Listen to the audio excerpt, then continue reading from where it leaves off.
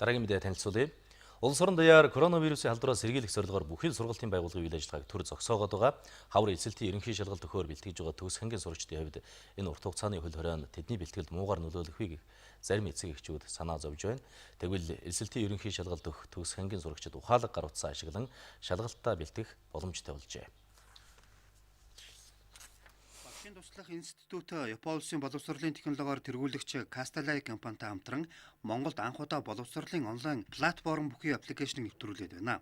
Одоогоор 5 хичээлийг тус аппликейшнд суулгаад байгаа юм. Тус аппликейшн дата авснаар ур чадварын уралдааны шилдэг багш нарын видео хичээлүүдийг үзэх, тухайн сурагч явцын үнэлгээгээ өөрөө хянах зэрэг олон боломжтой. Энэхүү боловсролын платформыг Япон улс нэвтрүүлсэн байдаг юм байна.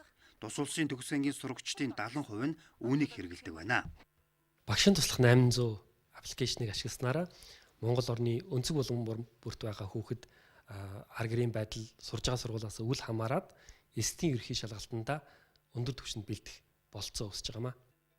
Одоогоор тус аппликейшнд математик, монгол хэл, англи хэл, нийгэм судлал, физик гэсэн хичээлүүдийг суулгажээ. Энэ сарын 15-наас эхлэн хим, биологийн хичээлүүд тавигдах юм байна. Мөн 2016-аас 2019 оны эсэлтийн ерхий шалгалтын сорилыг тус аппликейшнээс харах боломжтой юм а.